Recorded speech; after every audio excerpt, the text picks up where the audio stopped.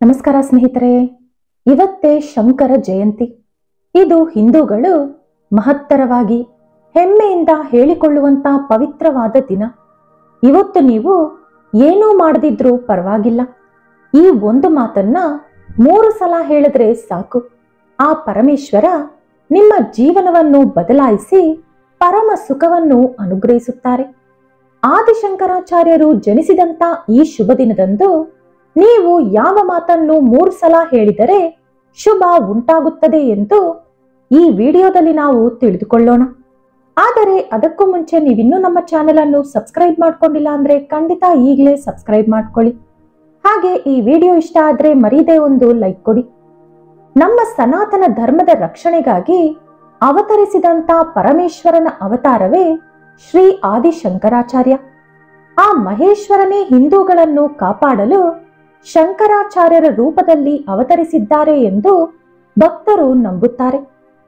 ಜಗದ್ಗುರು ಆದಿಶಂಕರಾಚಾರ್ಯರು ಕ್ರಿಸ್ತಪೂರ್ವ 509 ವಿಭವನಾಮ ಸಂವತ್ಸರದ ವೈಶಾಖ ಶುದ್ಧ ಪಂಚಮಿ ತಿಥಿಯಂದು ಕರ್ಕಾಟಕ ಲಗ್ನದಲ್ಲಿ ಶಿವನ ಜನ್ಮ ನಕ್ಷತ್ರವಾದ ಆರುದ್ರ ನಕ್ಷತ್ರದಲ್ಲಿ ಸೂರ್ಯ, ಶನಿ, ಗುರು ಹಾಗೂ ಶುಕ್ರ ಉಚ್ಚ ಸ್ಥಾನದಲ್ಲಿರುವಾಗ ಕೃಷ್ಣ ಯಜುರ್ವೇದ ವಂಶಕ್ಕೆ ಸೇರಿದಂತ ನಂಬೂದ್ರಿ ಬ್ರಾಹ್ಮಣ ದಂಪತಿಗಳಾದ ಶಿವಗುರು ಹಾಗೂ ಆರ್ಯಾಂಬಾ ದಂಪತಿಗಳಿಗೆ ಕೇರಳ ರಾಜ್ಯದ ಪೂರ್ಣಾ ನದಿ ದಡದಲ್ಲಿದ್ದ ಒಂದು ಮನೆಯಲ್ಲಿ ಆದಿಶಂಕರಾಚಾರ್ಯರು ಜನಿಸಿದರು.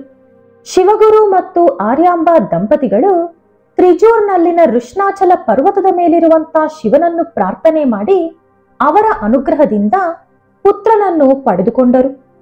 ಪಾರ್ವತಿ ದೇವಿ ಸುಬ್ರಹ್ಮಣ್ಯ ಸ್ವಾಮಿಗೆ ಯಾವ ರೀತಿ ಜನ್ಮ ಕೊಟ್ಟರೋ ಅದೇ ರೀತಿ ಆರ್ಯಾಂಬಾ ಶಂಕರಾಚಾರ್ಯರಿಗೆ ಜನ್ಮ ಕೊಟ್ಟಳು ಎಂದು ಶಂಕರ ವಿಜಯ ಪುಸ್ತಕ ಹೇಳುತ್ತದೆ.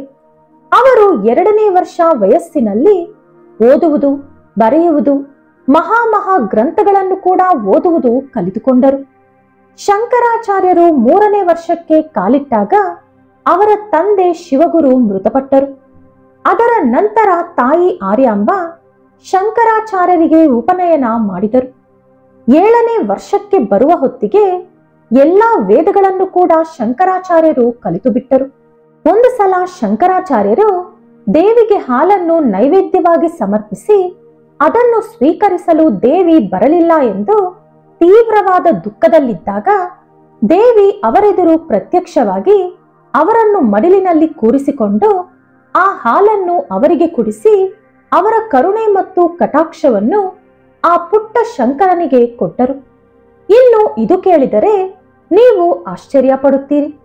ಶಂಕರನ ತಾಯಿಯಾದ ಆರ್ಯಾಂಬ ವೃದ್ಧಾಪ್ಯದ ಕಾರಣದಿಂದ ಪ್ರತಿದಿನ ಸ್ನಾನ ಮಾಡಲು ಪೂರ್ಣಾ ನದಿಗೆ ಹೋಗಲು ಕಷ್ಟಪಡುತ್ತಿದ್ದುದನ್ನು ಗಮನಿಸಿ ಪೂರ್ಣಾ ನದಿಯನ್ನೇ ಪ್ರಾರ್ಥಿಸಿ ಮನೆ ಹತ್ತಿರ ಕರೆತಂದರು ಶಂಕರಾಚಾರ್ಯ. ಅಷ್ಟೊಂದು ಚಿಕ್ಕ ವಯಸ್ಸಿನಲ್ಲೇ ಅವರ ತಪಶಕ್ತಿಯಿಂದ ನದಿಯ ದಿಕ್ಕನ್ನೇ ಶಂಕರಾಚಾರ್ಯ ಬದಲಾಯಿಸಿದರು. ಇನ್ನು ಅವರು ಸನ್ಯಾಸತ್ವ ಸ್ವೀಕರಿಸಿದ ಸಂಘಟನೆ ಕೂಡ ಆಶ್ಚರ್ಯ ಉಂಟು ಮಾಡುತ್ತದೆ. ಸನ್ಯಾಸತ್ವ ಸ್ವೀಕರಿಸುವ ಸಮಯ ಸಮೀಪಿಸಿದ ಕಾರಣ ತಾಯಿಯ ಅನುಮತಿ ಕೇಳಿದರು ಶಂಕರಾಚಾರ್ಯ. ಆದರೆ ಅದಾಗಲೇ ಗಂಡನನ್ನು ಕಳೆದುಕೊಂಡ ಆರ್ಯಾಂಬ ಇರುವ ಏಕೈಕ ಮಗನು ಕೂಡ ದೂರಾದರೆ ಒಬ್ಬಂಟಿಯಾಗಿ ಉಳಿದು ಹೋಗಬೇಕು ಎಂಬ ದುಃಖದಿಂದ ಸನ್ಯಾಸತ್ವಕ್ಕೆ ಅಂಗೀಕರಿಸಲಿಲ್ಲ. ಮಗನಿಗೆ ಮದುವೆ ಮಾಡಬೇಕೆಂದು ತೀರ್ಮಾನಿಸಿಕೊಂಡಳು. ಒಂದು ದಿನ ಶಂಕರಾಚಾರ್ಯ ಪೂರ್ಣಾ ನದಿಯಲ್ಲಿ ಸ್ನಾನ ಮಾಡುತ್ತಿರುವಾಗ ಒಂದು ದೊಡ್ಡ ಮೊಸಳೆ ಬಂದು ಅವರನ್ನು ಹಿಡಿದುಕೊಂಡಿತು. ದಡದ ಬಳಿ ಕುಳಿತುಕೊಂಡು ಗೋಳಾಟ ಶುರು ಮಾಡಿದಳು ಆರ್ಯಾಂಬ. ಆದರೆ ಯಾರೊಬ್ಬರೂ ಕೂಡ ನದಿಗೆ ಹೋಗಿ ಶಂಕರನನ್ನು ಕಾಪಾಡುವ ಧೈರ್ಯ ಮಾಡಲಿಲ್ಲ. ಕೊನೆಗೆ ಆರ್ಯಾಂಬ ದೇವರನ್ನು ಬೇಡಿಕೊಳ್ಳುತ್ತಿರುವಾಗ, ಅಮ್ಮ, ನೀನು ನನಗೆ ಸನ್ಯಾಸತ್ವ ಸ್ವೀಕರಿಸಲು ಅನುಮತಿ ಕೊಟ್ಟರೆ ಈ ಮೊಸಳೆ ನನ್ನನ್ನು ಬಿಟ್ಟು ಬಿಡುತ್ತದೆ ಅಂದರು ಶಂಕರಾಚಾರ್ಯ. ಇನ್ನು ವಿಧಿಯಿಲ್ಲದೆ ಆರ್ಯಾಂಬ ಒಪ್ಪಿಕೊಂಡಳು. ಕೂಡಲೇ ಆ ಮೊಸಳೆ ಅವರನ್ನು ಬಿಟ್ಟು ಹೊರಟು ಹೋಯಿತು. ಸಂಬಂಧಗಳು ಅವರನ್ನು ಮೊಸಳೆಯ ರೂಪದಲ್ಲಿ ಹಿಡಿದುಕೊಂಡಿದೆ ಎಂದು, ಆ ಬಂಧಗಳಿಂದ ಅವರನ್ನು ತಪ್ಪಿಸು ಎಂದು ಶಂಕರಾಚಾರ್ಯರು ತಾಯಿಯನ್ನು ಬೇಡಿಕೊಂಡರು ಎಂಬುದೇ ಈ ಸನ್ನಿವೇಶದ ಅರ್ಥ. ಸನ್ಯಾಸತ್ವ ಸ್ವೀಕರಿಸುವ ಮಂತ್ರವನ್ನು ಓದಲು ಶುರು ಮಾಡಿದ ತಕ್ಷಣ ಆ ಮೊಸಳೆಯವರನ್ನು ಬಿಟ್ಟು ಹೊರಟು ಹೋಯಿತು. ಇನ್ನು ಒಳ್ಳೆ ಗುರುವಿಗಾಗಿ ಹುಡುಕಾಡುವ ಸಲುವಾಗಿ ಉತ್ತರ ಭಾರತದ ಕಡೆ ಪ್ರಯಾಣ ಮಾಡಬೇಕೆಂದು ತಾಯಿ ಅನುಮತಿ ಬೇಡುತ್ತಾ, ಅಮ್ಮ, ಬೆಳಿಗ್ಗೆ, ಮಧ್ಯಾಹ್ನ, ಸಂಜೆ, ರಾತ್ರಿ ಯಾವ ಸಮಯದಲ್ಲಿ ನೀನು ನನ್ನನ್ನು ನೆನೆಸಿಕೊಂಡರೋ ಆ ಕ್ಷಣವೇ ನಿನ್ನ ಮುಂದೆ ನಾನು ಬರುತ್ತೇನೆ ಎಂದು ತಾಯಿಗೆ ಮಾತು ಕೊಟ್ಟು ಮನೆ ಬಿಟ್ಟರು ಶಂಕರಾಚಾರ್ಯ. ಗುರುವಿಗಾಗಿ ಅನ್ವೇಷಿಸುತ್ತಾ ನರ್ಮದಾ ನದಿ ತೀರದಲ್ಲಿದ್ದ ಶ್ರೀ ಶ್ರೀ ಗೋವಿಂದ ಭಗವತ್ಪಾದರ ದರ್ಶನ ಪಡೆದು ಅವರೇ ತಮ್ಮ ಗುರು ಎಂದು ತಿಳಿದುಕೊಂಡು ತನ್ನನ್ನು ಶಿಷ್ಯನಾಗಿ ಸ್ವೀಕರಿಸಲು ಬೇಡಿಕೊಂಡರು. ಭಗವತ್ಪಾದರು ಅನೇಕ ಪರೀಕ್ಷೆಗಳನ್ನಿಟ್ಟು ಕೊನೆಗೆ ಶಂಕರನ ಅದ್ವೈತ ಸಿದ್ಧಾಂತದ ಬಗ್ಗೆ ಸಂತೃಪ್ತಿ ಹೊಂದಿ ಅವರನ್ನು ತಮ್ಮ ಶಿಷ್ಯನಾಗಿ ಸೇರಿಸಿಕೊಂಡರು. ಅದರ ನಂತರ ಕೆಲ ಕಾಲದ ಬಳಿಕ ಗುರುಗಳ ಅನುಮತಿ ಪಡೆದು ವಿಶ್ವನಾಥನ ದರ್ಶನಕ್ಕೆ ಮತ್ತು ವ್ಯಾಸ ಮಹರ್ಷಿಯ ದರ್ಶನ ಪಡೆಯಲು ಕಾಶಿಗೆ ಹೋದರು ಶಂಕರಾಚಾರ್ಯ. ಅವರ ಅಂತರಂಗದ ಒಳಗಿರುವಂತ ಅಹಂಕಾರವನ್ನು ಅಳಿಸಿ ಹಾಕಲು ಪರಮೇಶ್ವರ ಚಂಡಾಲನ ವೇಷದಲ್ಲಿ ಹಿಂದೆ 4 ನಾಯಿಗಳನ್ನು ಕರೆದುಕೊಂಡು ಬಂದು ಶಂಕರಾಚಾರ್ಯರ ದಾರಿಗೆ ಅಡ್ಡವಾಗಿ ನಿಂತುಕೊಂಡರು. ಆಗ ಶಂಕರಾಚಾರ್ಯರು ಗರ್ವದಿಂದ ಚಂಡಾಲನನ್ನು ಪಕ್ಕಕ್ಕೆ ಹೋಗುವಂತೆ ಹೇಳಿದರು. ಆಗ ಚಂಡಾಲ, ನೀನು ಪಕ್ಕಕ್ಕೆ ಹೋಗು ಎಂದು ಹೇಳುತ್ತಿರುವುದು ಯಾರನ್ನು?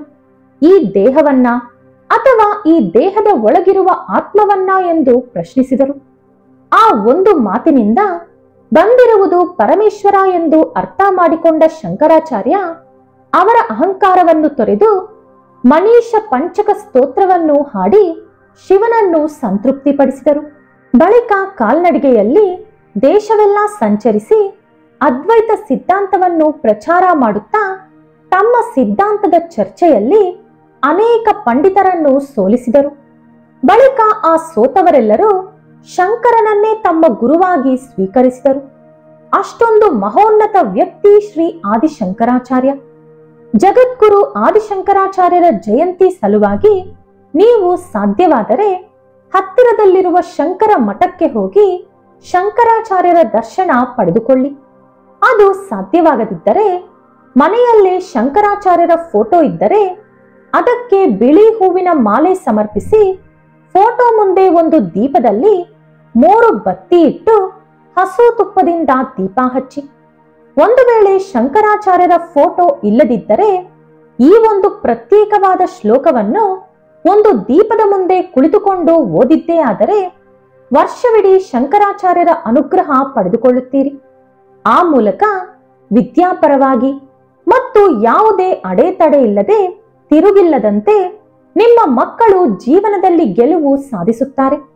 ಶಂಕರಾಚಾರ್ಯರ ಅನುಗ್ರಹದಿಂದ ಸಕಲ ಶುಭಗಳನ್ನು ಪಡೆದುಕೊಳ್ಳುತ್ತಾರೆ. ಈಗ ನಾವು 3 ಸಲ ಹೇಳಬೇಕಾದಂತ ಆ ಶ್ಲೋಕ ಏನಂತ ನೋಡೋಣ. ಸದಾಶಿವ ಸಮಾರಂಭಂ ಶಂಕರಾಚಾರ್ಯ ಮಧ್ಯಮಂ ಅಸ್ಮದಾಚಾರ್ಯ ಪರ್ಯಂತಂ ವಂದೇ ಗುರು ಪರಂಪರಂ. ಈ ಶ್ಲೋಕವನ್ನು ಮನೆಯಲ್ಲಿ ದೀಪ ಹಚ್ಚುವಾಗ 3 ಸಲ ಹೇಳಬೇಕು. ಒಂದು ವೇಳೆ ಈ ಶ್ಲೋಕ ಓದಲು ಬರದಿದ್ದರೆ ಶಿವಾಯ ಗುರುವೇ ನಮಃ ಎಂದು 11 ಸಲ ಹೇಳುತ್ತಾ ದೀಪಾರಾಧನೆ ಮಾಡಬಹುದು. ಈ ರೀತಿ ಮಾಡಿದರೆ ಜಗದ್ಗುರು ಶ್ರೀ ಆದಿಶಂಕರಾಚಾರ್ಯರ ಅನುಗ್ರಹ ನಿಮಗೆ ಸಿಗುತ್ತದೆ. ಅದರಿಂದ ನಿಮ್ಮ ಮಕ್ಕಳಿಗೆ ತುಂಬಾನೇ ಒಳ್ಳೆಯದಾಗುತ್ತದೆ.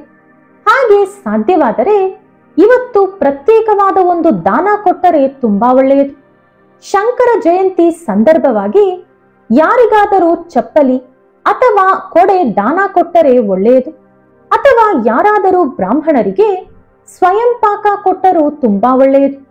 ಸ್ವಯಂ ಪಾಕ ಅಂದರೆ ಒಂದು ದಿನಾಪೂರ್ತಿ ಅವರು ಅಡುಗೆ ಮಾಡಿ ತಿನ್ನಲು ಬೇಕಾದಷ್ಟು ತರಕಾರಿ, ಬೇಳೆ, ಹುಣಸೆ ಹಣ್ಣು, ಮೆಣಸಿನಕಾಯಿ, ಬೆಲ್ಲ, ಉಪ್ಪು ಇವುಗಳನ್ನು ಯಾರಾದರೂ ಬ್ರಾಹ್ಮಣರಿಗೆ ಕೊಡಬೇಕು. ಇದರಿಂದ ನಿಮ್ಮ ಮಕ್ಕಳಲ್ಲಿ ಯಾವುದಾದರೂ ಜಾತಕ ದೋಷಗಳಿದ್ದರೆ ಅದೆಲ್ಲವೂ ಕೂಡ ಹೊರಟು ಹೋಗುತ್ತದೆ. ಸಾಧ್ಯವಾದರೆ ನೀವು ದಾನ ಕೊಡುವ ತರಕಾರಿಗಳಲ್ಲಿ ಬೂದುಗುಂಬಳಕಾಯಿಯನ್ನು ಸೇರಿಸಿ ಅಥವಾ ಬರೀ ಬೂದುಗುಂಬಳಕಾಯಿಯನ್ನು ಮಾತ್ರ ಯಾರಿಗಾದರೂ ದಾನವಾಗಿ ಕೊಡಿ. ಇದರಿಂದ ನಿಮ್ಮ ಇಡೀ ವಂಶಕ್ಕೆ ಶುಭವಾಗುತ್ತದೆ. ಈ ವಿಡಿಯೋ ನಿಮಗೆ ಇಷ್ಟ ಆದರೆ ಲೈಕ್ ಮಾಡಿ, ಶೇರ್ ಮಾಡಿ. ಇಂತಹ ಹೆಚ್ಚಿನ ಉತ್ತಮ ಮಾಹಿತಿಗಳಿಗಾಗಿ ತಪ್ಪದೇ ನಮ್ಮ ಚಾನೆಲ್ ಅನ್ನು ಸಬ್ಸ್ಕ್ರೈಬ್ ಮಾಡಿಕೊಳ್ಳಿ. ನಾಳೆ ಮತ್ತೊಂದು ವಿಡಿಯೋದೊಂದಿಗೆ ಪುನಃ ಭೇಟಿಯಾಗೋಣ. ಧನ್ಯವಾದಗಳು.